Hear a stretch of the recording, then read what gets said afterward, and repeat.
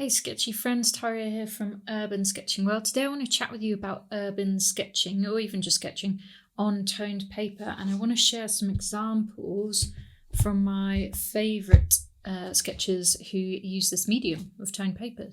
So I'm dipping my toe in the water with sketching on toned paper myself, and so far I've got 3 sketchbooks, because why have one sketchbook when you can have 3 sketchbooks?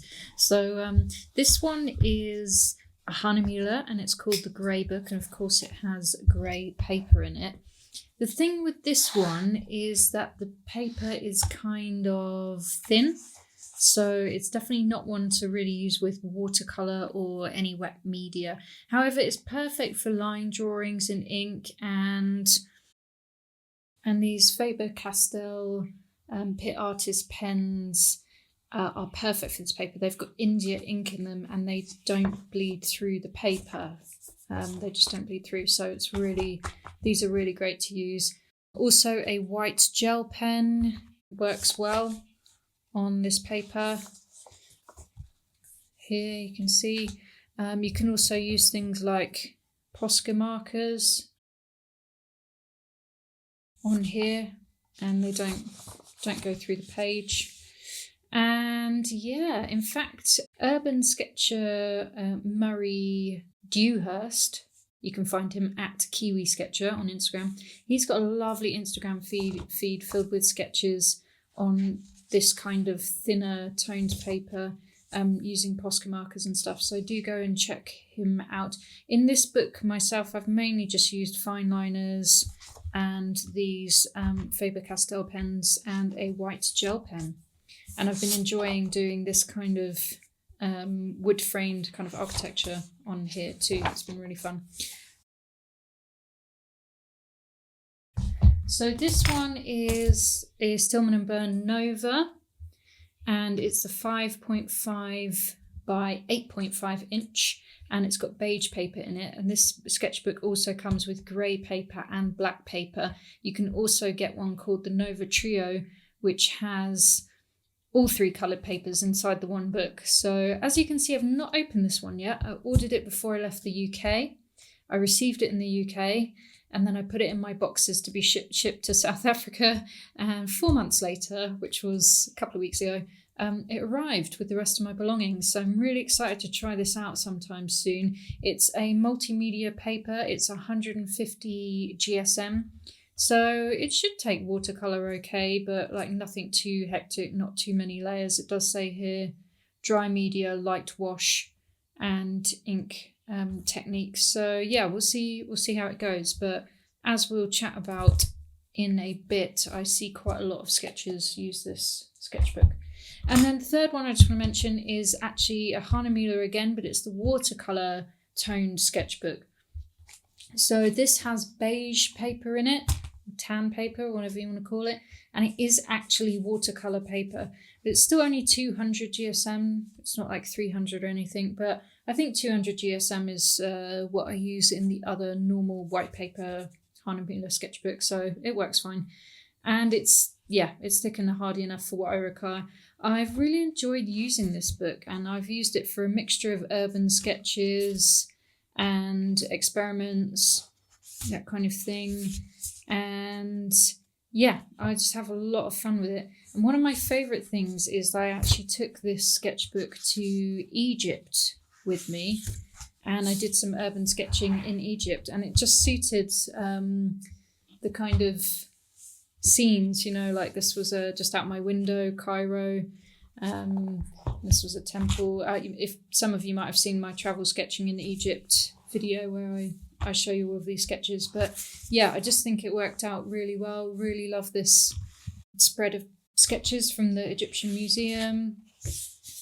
And this is one of my favourite sketches. It's the huge statue of Ramesses II in Memphis, but it's just such a mundane room that he's in. Like it's such an overwhelmingly massive statue, and then it's like in this room with like social worker green, institutional green painted on the walls, and like these tiles and this fire extinguisher. I just found the whole thing very amusing, so I drew it, but I was really happy with that sketch. Obviously that's just his face. So yeah, really enjoy using this book. They've got a watercolor sketchbook with the grey paper in as well as the beige, and it comes in some interesting sizes. I think it comes in a square, and this is the A5 size. But yeah, I really like this book. So also you can get sketchbooks made by other manufacturers such as Strathmore and stuff like that. I haven't tried their books, but hopefully one day I will get round to it. So anyway, that's a quick look at some of the sketchbooks I have there. I have a huge sketchbook series lined up for you guys in the next coming months. So now my huge collection of sketchbooks has arrived from the UK. I'm in good shape to talk to you and show you all of the different ones that I have and my experiences with each of them. So it might help you to choose which sketchbook you want to start with or even to try next. So on to some examples of sketches on toned paper from some awesome urban sketcher folk.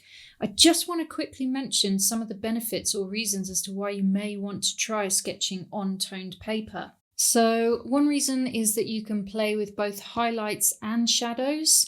Another reason is that you can increase your skill as an artist because you get to use a wider spectrum of tonal values than you would otherwise on white paper. You can actually sketch a bit quicker on toned paper because you've already got the midtones, so you actually only need to indicate some of the shadows and some of the highlights. And interestingly, I read that it, and this makes sense to me, that it can help with straining your eyes less. So when you're in direct sunlight, it puts less of a strain on your eyes. And I'll tell you what, guys, sketching out in the Kalahari Desert, or was it the Karoo? I don't know, one of them on our honeymoon trip when we, and this content is coming soon, but I was out in the Quiver Tree Forest, which is just basically a big desert, and trying to sketch there with the sun on the bright white of my paper, it was just searing my eyes. I had to wear my sunglasses just to at least do the ink line sketching. And also, just on a side note, it just played havoc with my ears as well. I didn't realise that my tinnitus was quite so bad. The cliche that silence can be deafening is really true. I was completely uncomfortable. I felt like I was being blinded. I felt there was this big ringing in my ears. It was awful. No, I'm joking. It was still fun, but yeah. Anyway, so let's get into it. So first off, I've got to mention my main man, Mr. Paul Heaston. His sketches have blown me away from the very start of discovering sketching on location. He is undoubtedly the master when it comes to these kind of curvilinear sketches of interiors, usually done on toned paper. Not always, but usually. And check out how his use of white lines in selected areas of the sketch really make it pop. So I believe from reading the Instagram descriptions and stuff like that, that Paul does use the Stillman & Byrne Nova sketchbook that I just showed you earlier in his toned sketches. Miguel Hermanz is another one of my favourite urban sketchers who uses toned paper a lot, or he certainly used to. Looking at his Instagram feed now, it's a lot of people sketching, which is really fun, but it's really different from what I know him for. So notice how the grey paper does most of the work in this sketch, and by that I mean he's left it sort of untouched, while he kind of executes a fantastic line sketch with black ink and then picks out certain areas with white gel pen, like the light outside the window and how it hits the wall inside. It's so effective, and I just really love this sketch. Marie Silva's entire Instagram feed is of her sketches in a toned sketchbook. It's beautifully presented. I just love her Instagram feed.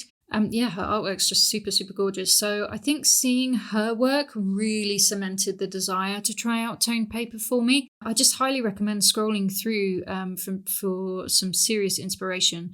So unlike the examples I've shown so far, Marie wholeheartedly uses colour in her illustrations on toned paper, and I'm 99% sure she also uses the Stillman & Byrne Nova sketchbook for her work too.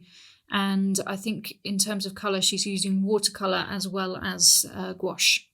I really love Pat Southern Pierce's use of vivid colours on grey tone paper she uses. She doesn't always use grey, she uses a variety of different colours. That Pat uses a mixture of ink, watercolor pencils, colored pencils, and white gel pen. And her lettering is just next level too. I do have an old video on hand lettering where I show you some of my favorite lettering and styles by other urban sketchers, as well as give you some advice on how you can find some resources and ways to practice hand lettering. So you can check that video up in the corner right now. And also, just literally a day ago, or a couple of days ago, if you're watching this when it's released, Brenda Murray from Studio 56 has just released an interview with Pat Southern Pierce, which is available to watch on YouTube on the Studio 56 YouTube channel. And in fact, as I'm typing this these words out, I'm actually watching the video. So I'll put that link in the description. And go check it out if you love Pat's style, of course, after watching all of this video. After watching that interview with Pat, or listening to that interview, I learned she uses watercolour pencils on her toned paper, but without adding water. So I thought I would swatch out some of the watercolour pencils I have, and also my Inktense pencils on the grey Hahnemühle paper, the thinner paper. As you can see, all of my pencils came out really beautifully. And if I compare my swatches on the tan watercolour sketchbook by Hahnemühle, because the paper is actually textured, the watercolour pencil just doesn't come out as well as I think it does on the grey. Although, bear in mind, in the watercolour sketchbook, I did actually add water on top of the pencil as well. So it's not completely apples for apples comparison. But I do think the textured paper doesn't help. I think the smooth grey paper is really good for the pencils. It just comes out much nicer. So I now know if I want to use colour in this grey book with the thinner paper, I can just use my watercolour pencils, but without the water. So yeah, thanks to Pat for that tip. I just didn't even know why I didn't think of this, but it's great. And she says she prefers using watercolour pencils over coloured pencils because she just finds them creamier and they're just nicer to use. Moving on to Don Collie. As you may know, if you watched my video about my favourite people sketches, he is one of them. And he regularly sketches with toned paper, both tan and grey, as well as white paper as well. So his sketch here is on a Stillman & Byrne Nova sketchbook, yet again, sketched with a fountain pen and shaded with Faber-Castell Pitt Artist pens. Don's actually the reason why I started using, or tried out, should I say, the Pitt Artist pens. He's actually an endorsee of the Faber-Castell Pitt Artist pens, and he pretty much uses them exclusively. And then finally, I want to mention Juan Linares. I hope I said that right. He has got a fantastic flip through of a sketchbook of his urban sketches around Spain, and also from the Urban Sketches Symposium in Porto. And he is using the grey book by Hahnemühle, which is the one I just showed you earlier with the thinner paper. And when asked what medium he's using in the book, Juan said he's using water-based markers. So I was quite intrigued about this, as the paper in the sketchbook doesn't seem that suitable for wet media. Perhaps he's using the water-based markers but doesn't sort of add any additional water to it. So I think I went through a phase of trying to figure out what he was using. I'm not sure if he's using like the Ecoline brush pens perhaps, or maybe the water-based Tombow markers. I'm not sure what he's using, but I just absolutely love the artwork in this flip through. So again, I'll put a link to it in the description for you guys to go and check out, because it's just gorgeous to look at. So I hope that's given you guys a bit of inspiration about sketching on toned paper, and I've given you a quick look at some of my favourite urban sketches that use toned paper quite a lot. If you want to see the full blog post with all of the information about different materials and the sketchbooks and the videos that I've mentioned, plus more, then do go over to urbansketchingworld.com. Guys, I hope this has been really informative. If you want more from me, I share pretty much everything I do over on Patreon. So if you want to see what I'm up to behind the scenes, or just extra bits of tutorials or inspiration, that kind of thing, then, and obviously direct contact with me in an easier form, then do head over there. And also don't forget the little old book that most of you probably already have, and I think you've really enjoyed looking at, but Sketchy Adventures Around the World. 130 of my ink and watercolour sketches from 3 years of travels around the world. So go and check that out in the description below. Otherwise, guys, I shall see you in the next video.